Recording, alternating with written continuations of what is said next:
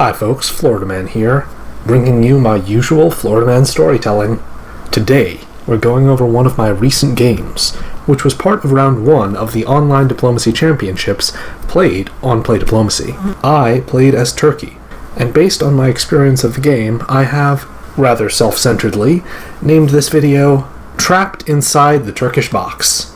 As you can probably tell from the title, this will not necessarily be one of my most glorious diplomacy moments.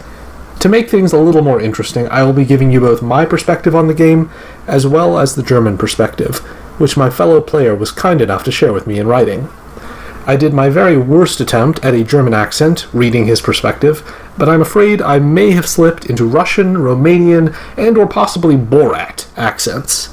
Please feel free at any time to comment below, giving your thoughts on my beautiful accents and which culture's accents I may have inadvertently invoked or butchered in the process of making this video. Without further ado, the Turkish perspective on Spring 1901. Spring 1901 negotiations. In Spring 1901, the first power I communicate with is France, who offers to exchange intelligence with me as the game produces threats to both of us. Next, I communicate with the powers who can directly influence my fate. The Austrians, Russians, and Italians. Austria is very interested in working with me, according to his messages, which is no surprise. Austria can't be too picky about friend options in 1901. Russia is big on communication. She sends long, very friendly messages, and she sends them in quantity. I recognize the Russian player by her communication style. My prior experience tells me that although she is giving me lots of attention, she is probably treating all of the other players in a similar fashion. Russia is trying to convince me that there is a central triple in the making. I don't really care if that's true, but I figure that if I stick with Russia, I can at least make it to the middle game without trouble. Once Austria and or Italy are dead, I can find another power to help me stab Russia and come out on top that way. However, there's a slight problem. I haven't heard anything from Italy yet. Rather late in the season, I make first contact with him, and he makes clear that he would like to be involved in the East. I was hoping he would go west, which is what I always hope as Turkey. Instead, Italy is hoping I'll help him get Greece. I am a bit concerned about the possibility of Italy and Russia working together against me and ensuring I'm not one of the beneficiaries of the Austrian collapse. This Russian player always seems to find a way of killing me off early when we're neighbors, or keeping me stagnant at least. So I'm pretty worried that she'll help Italy invade me or poison my drink or something. Germany also communicated with me, and weirdly he said he'd like to see a juggernaut emerge. I wasn't sure if he knew which country he was actually supposed to be playing. I messaged with England as well, who apparently had both France and Germany under the impression they were allied with him. Not unusual, but I think in this case it might create a problem. The German perspective. Ach so, Germany. And 6 days of negotiation. Plan A is to avoid being on the wrong side of a 2 versus 1 in the West. If that fails, Plan B is an alliance with Russia. If both fail, Plan C ist der Tod. An immediate brief message from France requesting a Burgundy bounce. I accept and suggest this cooperation lays the groundwork for an FG. England responds to my opening press with a one-liner noting they like the EG. No doubt France and England have told each other how fond they are of the EF. Stupid West. Exchange the usual nonsense with the remaining powers. Make a vague suggestion of a late-breaking central triple to Austria and Italy, even though I think the alliance is impossible. Information sharing promises with Turkey. England subsequently sends a series of short messages. They tell me they know France is opening south. I tell England that if they take the Channel, I will work with them against France. England's confidence in the French moves concerns me. They seem to be getting a lot more from Paris than I am. The Turkish perspective. Spring 1901 moves. When orders process, you can see I've made one of the all-time most typical Turkish openings. I bounced with Russia in the Black Sea, while Austria had to bounce with Russia in Galicia, and Italy tapped Austria in Trieste, forcing Austria to keep that unit there. Italy and I are both dancing to the Russian tune. In the west, France and Germany look to have had a coordinated bounce in Burgundy, which might mean that one of them bounced the other to keep Belgium free for England to take. Or it might be intended to lull England into a false sense of security. Or it might be a sign of a Western triple. Germany opened to Denmark, leaving open the option to bounce Russia and Sweden. The German perspective. Spring moves. Disappointing, but not entirely unexpected. England goes north. France seems to be trying to get as far away from England as possible. Feels very EF, likely with England pulling both our strings to get free passage into Belgium. Italy and Russia's openings are standard. Austria goes old school. The southern hedgehog isn't seen very often because... Have you driven through the Teutoburger Wald in the autumn? Squished hedgehogs everywhere. Horrible. Turkey is the interesting one, though. Backfilling Khan from Smyrna is also old school, but more workable if you are on good terms with Italy. The Turkish perspective. Fall 1901 negotiations. In fall, England claims a Russian-German alliance is forming against him, which I initially disregard. Either this is not true, or it's just a part of the general dogpiling of all three of England's neighbours on England. Either way, it's probably not to my advantage to get involved on England's side. I asked Germany about the bounce in Burgundy. The German assures me that the bounce in Burgundy was requested by France. The only way there could be a Western triple is over Germany's dead body, and Germany sort of hints that I should consider working with Austria. Germany is fairly upfront that this would be beneficial to him, since it would mean the East doesn't get resolved as quickly, though. In the East, Austria suggests to me that he can support me into Romania to counter Russia, which is a somewhat compelling offer, except that at the same time Austria says this, Russia claims that Austria is telling the whole board that Austria is going to support me into Romania to limit Russian growth. Although Russia could have come up with this on her own, it's unfortunately similar to the way Austria framed the offer, not as an opportunity for me to possibly grow, but as a way to limit Russian growth. So my inclination is to believe this Austria is bad at keeping his mouth shut. I tell Austria that I think my best move is supporting Italy into Greece right now, because I want to signal friendliness to Italy. But I don't want Austria to support something to happen that isn't what's happening. I also tell Austria why I'm doing this, explaining that another power basically mentioned to me that they heard Austria was supporting me into Romania. Ideally, I would not be shutting the door completely on collaboration with Austria here, so I want to be as upfront as possible about why I'm not working with him right now. Interestingly, both Austria and Russia were claiming that an Anglo-French alliance was happening as well. Austria just mentioned that he thought it was happening, while Russia used that as part of her pitch for an alliance between us. This is another reason why Russia was doing a better job of persuading me. Russia is also still sending about 4 messages for every one I receive from Austria, even though Austria is not exactly silent this season. This gives her more opportunities to reassure me and try to get around my natural distrust of this most dangerous of players, and although she doesn't make me trust her, I also don't feel as if I have any good options but going along with what she wants me to do, for at least the next season or two. I'm hopeful I'll be able to stab her at some point in the next few years, or that the Western powers will slow her down while I gain some kind of control over the East, or even that the Italy-Turkey-Russia alliance that Russia is proposing might actually somehow become a real thing, even though I know that doesn't make any real sense. The German perspective. Fall negotiation. Getting a lot of short, abrasive missives from England, including suggested moves for me that are quite comical. England's moves are obvious here. They do not come across as the self-sacrificing type who would bounce me out of Holland to help the EF, thus their convoy to Belgium. I'm confident I'm getting 2. That's where the good news ends. England has forbidden Munich to roar. France has told me any units are free to move within my borders as I see fit. I pointed out to France that an attack on England was best carried out if France convoyed gas to Portugal. They replied I needn't worry, as MAO would be returning to MAO after taking Portugal. Bah! Nicht gut.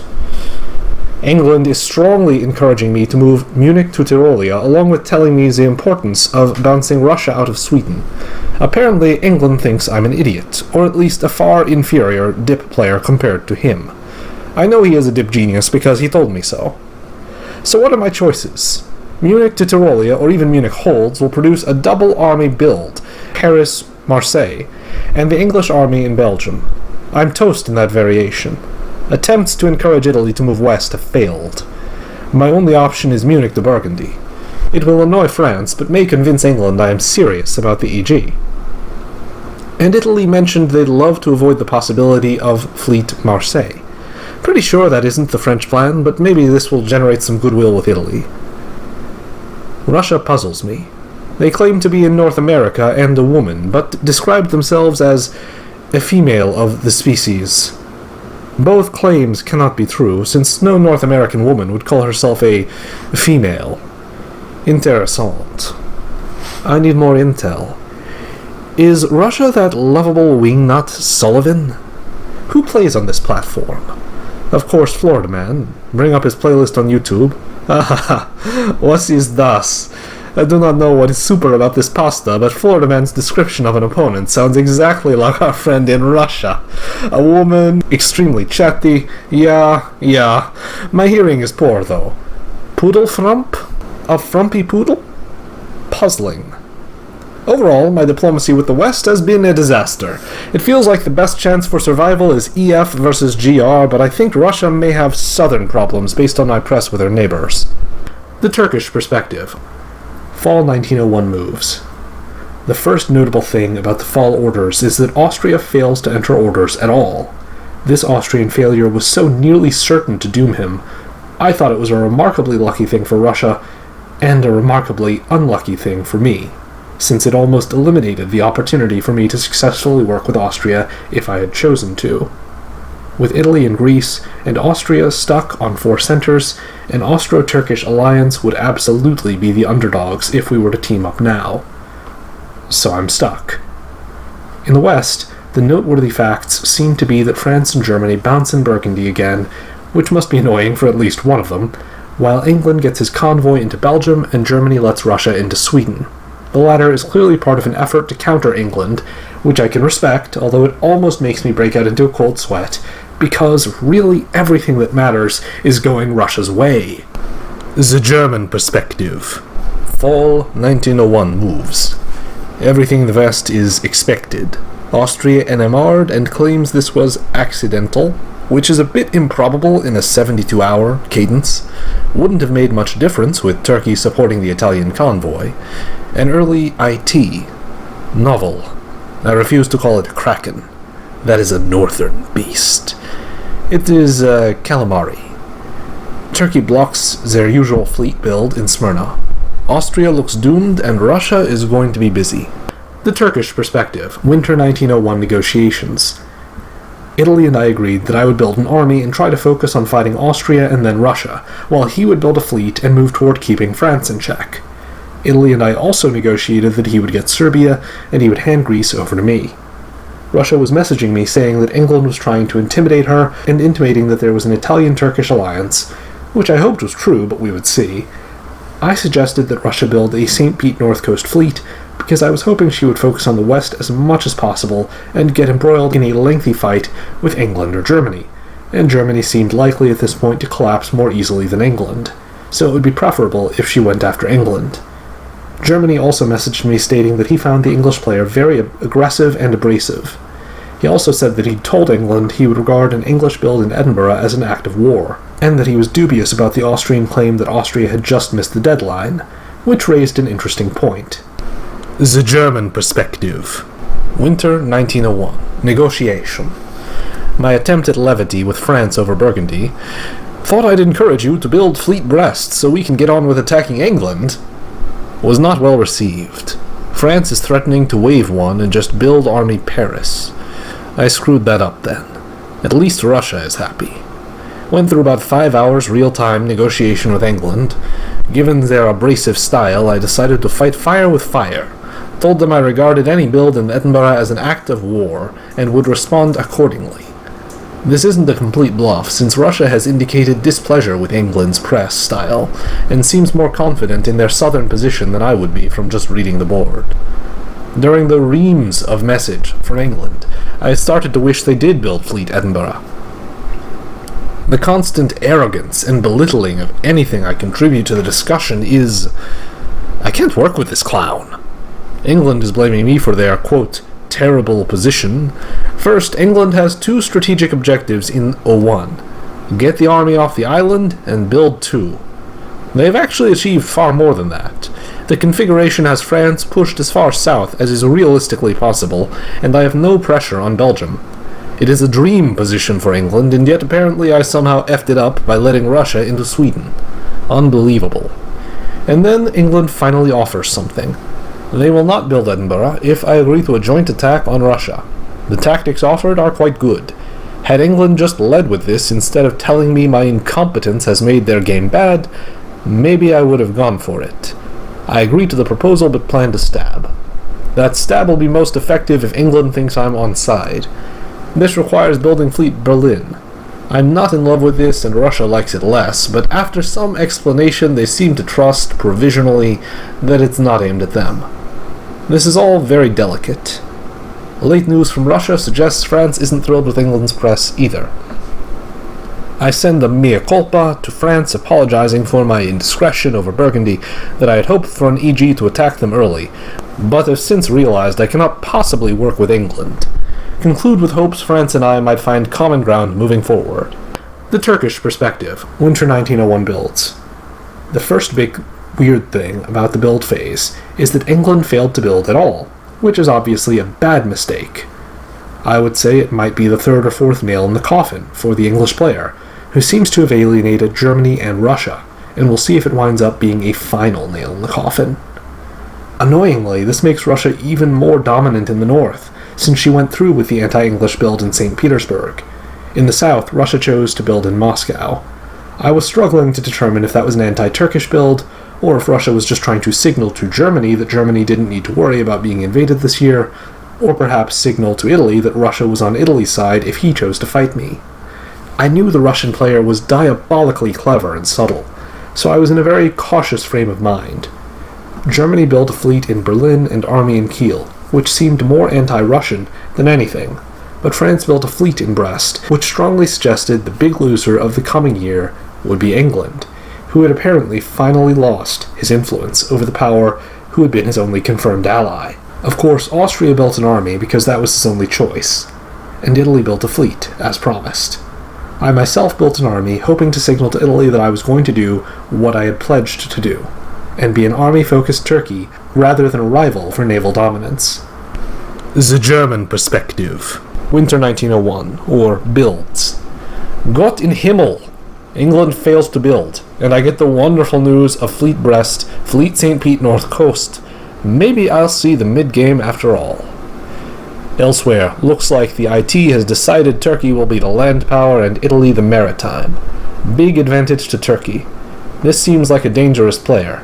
They've got Italy on side by effectively finding them the elusive fifth dot, but where is the dot density moving forward? Turkey already has 3 armies ready to infiltrate the Balkans. The Turkish perspective. Spring 1902 negotiations. So the game is coming to a place where everyone will know what's going on here. Everything that's hidden is going to come to light.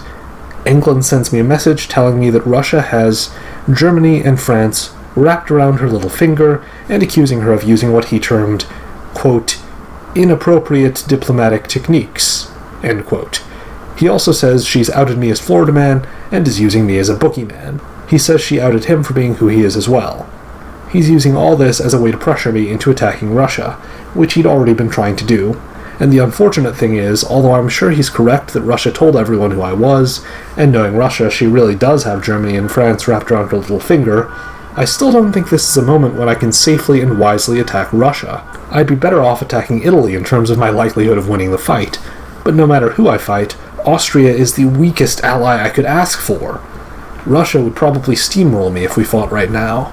Russia is also virtually spamming me with messages designed to keep me on side and to make me suspicious and worried about everyone else, including Italy. This is basically what Russia does every season, and I respect it because against most people it works, although against me it's most effective as a distraction and a drain on my energy. If that's the intention, of course, Russia's communication strategy is as effective against me as it is against everyone else. Frankly, I'm amazed Russia has the time to launch this barrage of messages. I barely have enough time to write these videos, and I'm not considering my audience nearly as much as Russia does in crafting her propaganda. You have to respect the art of it. However, Russia does give away a little more than she intended to, and that's a flaw that you will notice with almost anyone who talks too much. If you talk more than you intended to, then eventually you will start giving up some truth purely by accident. The reason why I mention that is that Austria breaks his silence this season, and after my long string of messages back and forth with Russia, I respond to Austria trying to get an Austro-Turkish alliance organized with the following. After exchanging a few more messages with Russia, I think the plan is to stab me this year, as I support Italy into Serbia. Get back to me when you read this, and let's make a counterplan, yes? Now, unfortunately for both me and Austria, he never responds to this message. Maybe I sent it too close to the deadline. In any case, by the time I hear from Austria again, it's the fall. In the West, Germany reassures me that Russia is telling him that she expects to remain allied with me against Austria and then Italy, although that reassurance doesn't really reassure me, because Germany is clearly reliant on Russia for a lot now, and so the Germans just might have a motivation for twisting facts in Russia's favor. At the same time, France affirms something Russia was telling me before, that the three of us, France, Turkey, Russia, will be the final draw partners. I hope that's true, and it's a nice thought, though of course I have no way of knowing if this is just more Russian propaganda. As for Italy, unfortunately most of his messages this season are in the group chat with me and Russia, and I continue to be worried I'll have trouble splitting him off from Russia later. The German perspective. Spring 1902 negotiations. Press with France and Russia goes three-way for the first time. Still in the trust-building phase, France has agreed to move everything north, so we're basically slipping into a standard sea lion. England is still blaming me for their misfortunes, despite the fact that it was they who failed to build. We've arranged that I will support England from Norway to Sweden while also taking Baltic and moving Munich to Silesia. That would be reasonable, but I have no intention of doing so. England is also trying to persuade me to make objectively terrible moves with Holland and Kiel. Does he think I can't see his units? I'm not a stabby player, quite the reverse, but I'm going to enjoy this. Note added after the game concluded, Spring 1902 negotiation period was the last press I received from England for the remainder of the game. The Turkish perspective. Spring 1902 moves. As spring orders process, I am positioning, as discussed previously, to go for Greece by moving into Aegean Sea. Russia continues to be an overwhelming presence in both north and south, taking over Scandinavia with German help.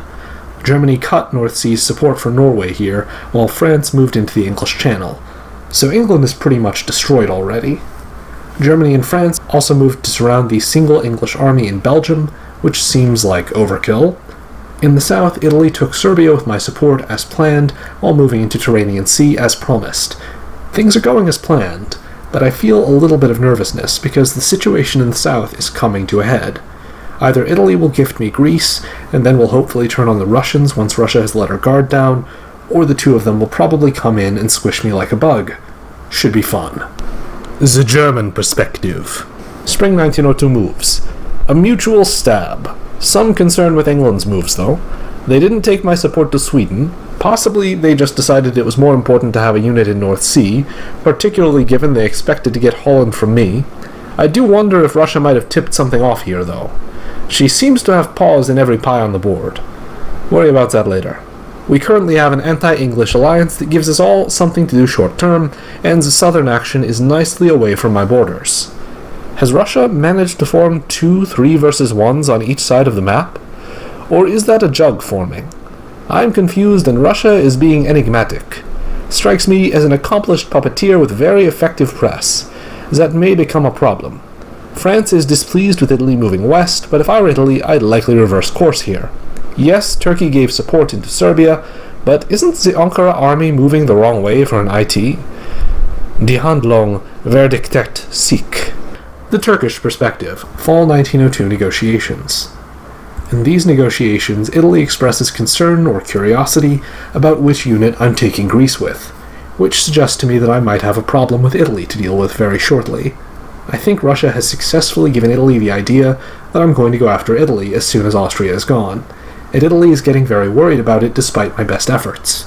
Perhaps I should have spent more time messaging with Italy and not responding to the Russian spam. It's obvious when I think about it, and I was concerned about it before.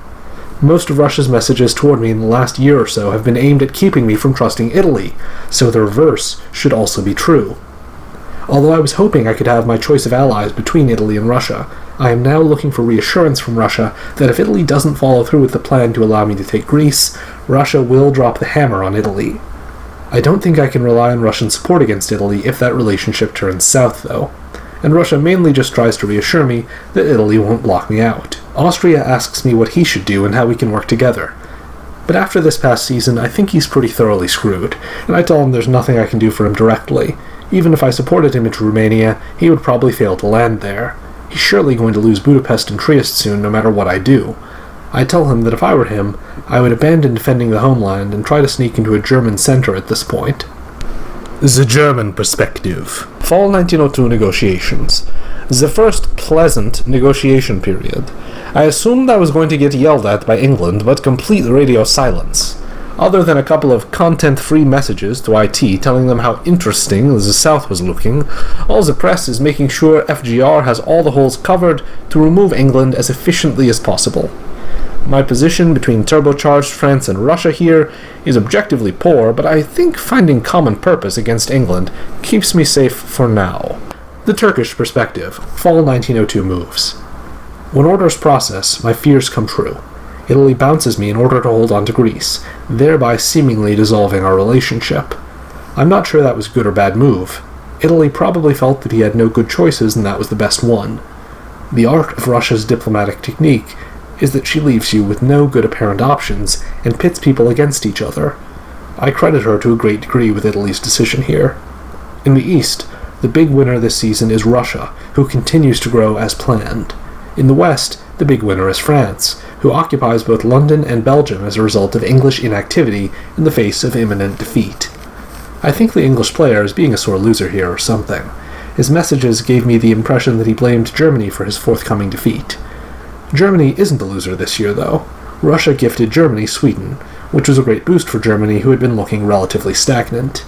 The German position still looks very exposed to a potential French and/or Russian invasion, though, should either of them decide they don't need Germany as a partner. The German perspective. Fall 1902 moves. In the West, the FGR moves as agreed. Sehr gut. All the fun and games is in the East, though. Austria appears to be a pacifist and will pay the inevitable price. The bounce in Greece suggests the IT has broken down. I assumed Turkey's unusual army build was primed for an attack on Russia, but this looks more like an RT. The Turkish perspective. Winter 1902 negotiations. Italy apologizes for keeping me out of Greece, and he explains that he didn't think our three-power alliance with Russia could work out long-term. Italy basically demands that I attack Russia in order to renew our alliance as a two-power alliance, albeit Italy does so in a very courteous way. Meanwhile, Russia is very insistent about pointing out that Italy didn't do what she wanted either, and since Italy was sabotaging both of us, I should be loyal to her rather than taking Italy's side. Same pattern of events as before, where I agree with Russia, although we make tactical plans to attack Italy together this time. At this point, I just have to hope Russia doesn't side with Italy, because if she does, I'm dead meat. Winter 1902 builds. Not an especially pivotal build season. Russia gets a Warsaw army, Italy gets an army and a fleet, Germany gets a new army. The only interesting thing is that France builds 2 new fleets, which suggests an attack on Italy will be forthcoming, unless France is planning to invade Scandinavia or something. Spring 1903 negotiations. At this point, my main diplomatic card is to try and influence Germany toward Russia.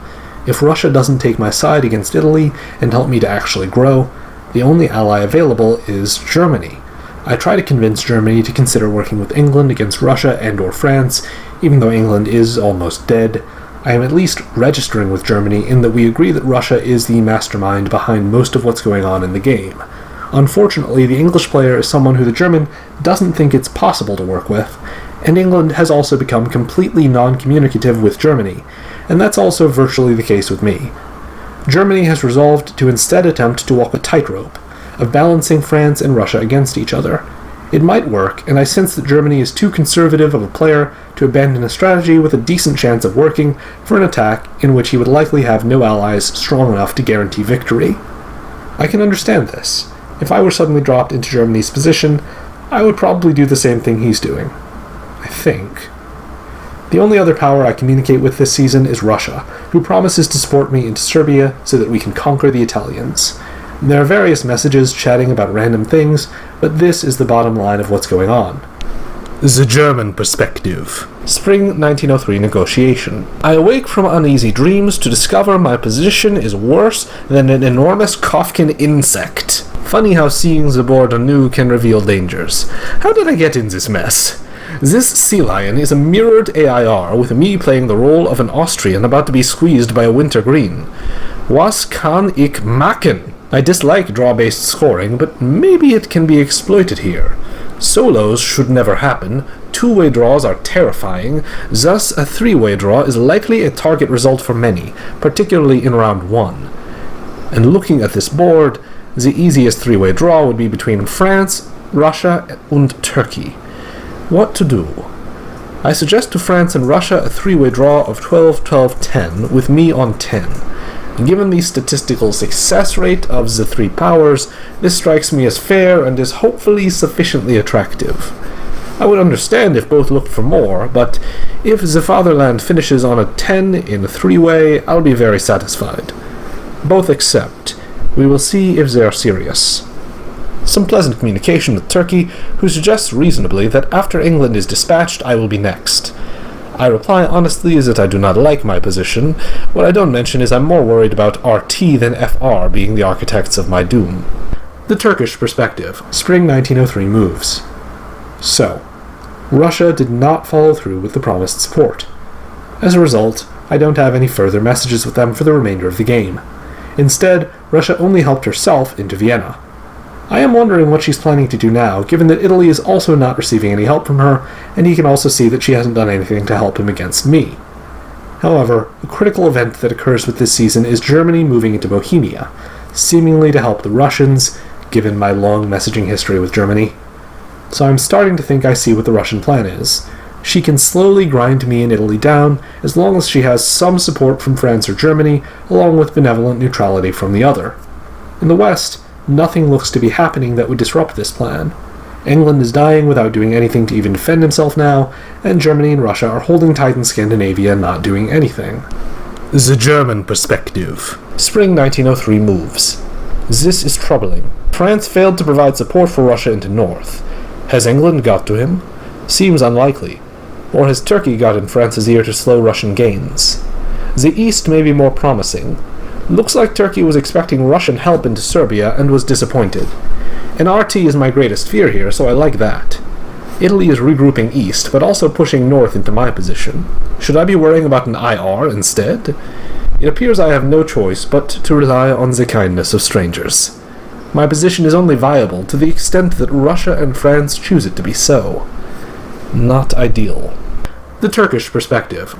Fall 1903 negotiations. This season, my negotiations were desperately focused on finding some ally against the Russians who could boost my chances of winning the fight, despite the odds already being clearly stacked against me. The bright side of being betrayed by Russia was that the first power I messaged, Italy, was extremely friendly after I messaged him. He said that the fact that we were now both against Russia had eliminated his only objection to working with me, and that was consistent with what he'd said to me in prior messages, that he'd only bounced me in Greece because I was clearly going to be tempted to keep going west if I was doing so well working with Russia. So Italy had a lot of credibility with me, and I had a lot of credibility with him, a somewhat inadvertent result of both of us working with Russia earlier, and we began planning our mutual defense. Italy was negative on the prospect of Germany or France turning on Russia, although he did think it was possible France would be tempted to go for the solo. Italy had the idea that he should give me Greece to enhance our shared defense, and I agreed to that, although I didn't want to press the point if he started to have doubts. I shared that I thought the real solo threat was Russia, despite not being in as good of a position for it as France theoretically, because the Russian player was just that dangerous. I exchanged several messages with France, which ultimately boiled down to him agreeing to send his fleets north so that Italy and I could focus on Russia. However, as my messages to Italy reveal, I didn't actually believe I had convinced him, unfortunately. At the same time, I was messaging Germany, trying very hard to win him over to our side. I tried counting the messages we exchanged in this season, and it was around 16. They weren't all short messages either. I was acting like Russia now, with half the charisma but perhaps even more effort and argumentation. It was a last-ditch effort to salvage the position of myself and Italy before Russia fully invaded. My messages were a combination of the hard sell and poisoning the well with regard to Russian intentions. I basically described her as the devil, but in nicer language. However, I may have pushed Germany too hard. Part of my pitch was toward a war with both France and Russia, and another part of it was again trying to get him to work with the English player. The latter idea was a complete non-starter, and I understand why, given the way the English player communicated with me. Perhaps I should have emphasized more that together Germany, Italy, and I actually still outnumbered France and Russia in terms of units, even without help from England or Austria. Unfortunately, the cautious German was skeptical about every aspect of my plan, and although he was willing to spend a lot of time thinking about it, I think perhaps I didn't have enough time to sell every aspect of the plan to him. There was also a lack of any trust between Germany and Italy, which they both expressed to me, although I felt that Italy was reasonably trustworthy and intelligent, and Germany had been fairly honest in communications with me as well. My understanding is that the two of them began communicating a little better as the season went on. We'll see if that was enough. The German perspective. Fall 1903 negotiations. While I spent time in the three-way press with France and Russia trying to sound as helpful and non-threatening as possible, the bulk of my press has been with Turkey. He confirms he was betrayed by Russia and presents some compelling arguments regarding the current board state. Most critically, he notes Russia is a solo threat. Turkey's plan revolves around a new triple, the rarely seen cheeky jit. Maybe TIG is better? He suggests I move to Silesia while attacking France, thereby allowing Italy space to engage in anti-Russian maneuvers. He also suggests I support England into Belgium. Let's look at the pros and cons. Pros.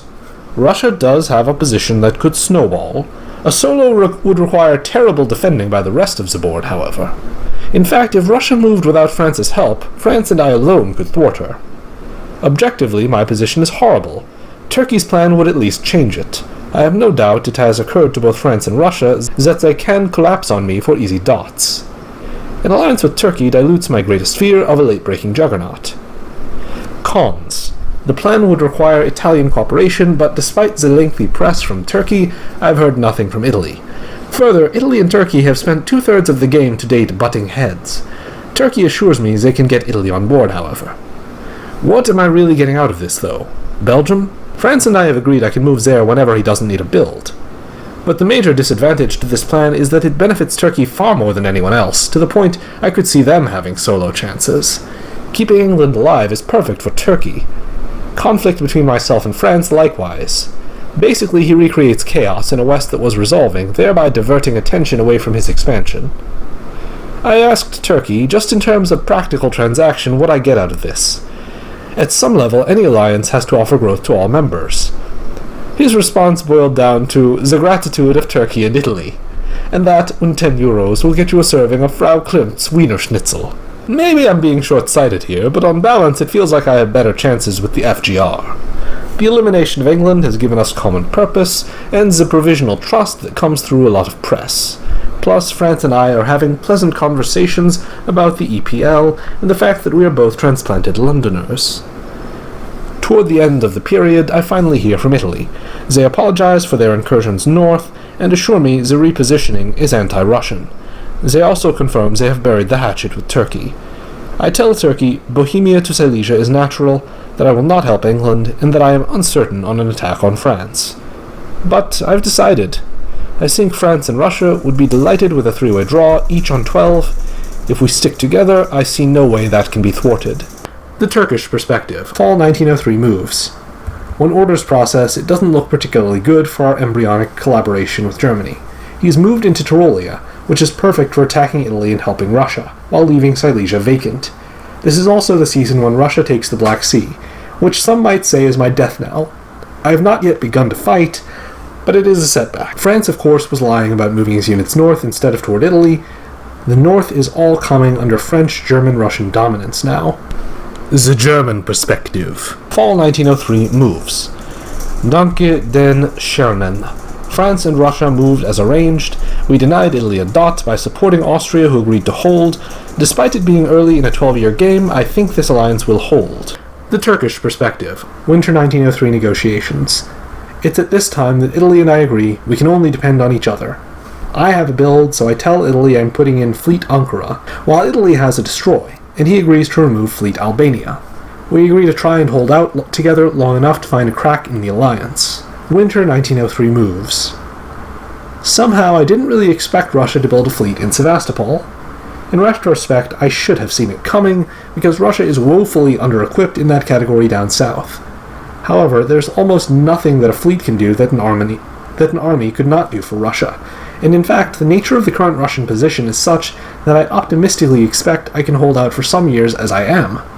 I built my Ankara fleet while Italy destroyed his Albania fleet. France gets a Brest fleet, as if he needs more units. England destroys one of his last 2 fleets. Spring 1904 negotiations. Calling this a negotiation phase at this point feels a bit laughable. Italy and I are only negotiating in regard to our tactics. It's a very short and straightforward conversation, partially because the Italian player was traveling. We don't disagree on anything, so it doesn't take many messages. Spring 1904 moves. And so, the slow death begins. I must credit Russia with at least surprising me with her tactics. I never thought that Austria would be the tip of their spear in assaulting Italy, and yet that's how it is. I think it's a mistake by Austria, but mistakes are unavoidable in life. Russia seems to have bribed Germany to stay loyal by letting him have Vienna as well, which is interesting. It shows the alliance arrayed against us isn't static. There's still give and take within their coalition, which suggests there might still be room for persuasion from our end. It's amazing how much the moves can tell you about a board situation, even when you're not really talking to anybody. Fall 1904 negotiations. Again, calling these negotiations at this point is a bit of a bad joke. I don't talk a lot, all I do is try to plant a seed of doubt in France's mind that perhaps Russia and Germany are too friendly, and may go after him without any real expectation that I will be successful here. France seems very unmoved now that he's being more honest about his feelings. He says he thinks the 3-way alliance will go all the way to the end. Fall 1904 moves. The fall is another season of successful Russian advancement, eliminating the Italian presence in the Balkans permanently. There's a shuffle in Scandinavia, giving Germany Norway, while Russia takes the last English center. France is arraying his fleets against Italy to finally take Tunisia and reduce Italy from an empire with overseas territory to a rump state. The only bright spot is that I retake the Black Sea, because Russia really didn't have the ability to keep that with her 2 fleets, given that I had my army in Armenia. The German perspective. Fall 1904. In order to encourage France to attack Italy, I move my units off the Franco-German border. Turkey has a perfect 5-center defensive position. We need those French fleets to push east. The Turkish perspective. 1905 and onward. In spring 1905, I make my first proposal of a 3-power draw between Russia, Germany, and France, which they reject because it will get them more points to fight this out in the tournament we're playing in than it will to accept a draw while I still have centers. I fight for every inch of ground for a while, and that results in us losing very little ground for some years. Eventually, however, Russia, Germany, and France outdo me in terms of patience. Italy was nice enough to try and argue that I deserved to be in any eventual draw for a while, but that was unsuccessful for the obvious reasons that it had been unsuccessful the first time I tried it. So, the rest of the game is my slow death. At a certain point, I just let them advance without fighting it. The German perspective. 1905 to denouement. Press with France and Russia suggests we are, in fact, all reading from the same choir book. We simply have differing views on how rapidly to turn the pages.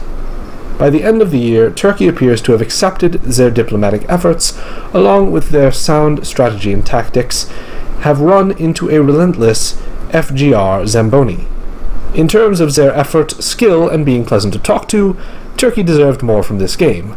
Similarly, Italy developed a remarkably strong early position, but the squabbling in the Balkans and unstable alliance structure hampered them, and once the FGR rolled, they were first in line. The scoring system compelled us to decline Turkey's 3-way draw offer, with them not included, simply because the extra centers may be relevant later, so the remainder of the game was a rather dull affair of simply completing the 12-12-10 arranged in 1903. Overall, I barely played in this game at all. Russia's information regarding a falling out between England and France was pivotal in me mending fences with France. I discovered after the game that France had indeed been on excellent terms with Italy, and that the idea of an FRT had also been floated at one stage. Hence the FGR could have fragmented quite easily. The fact that it didn't had very little to do with me, however.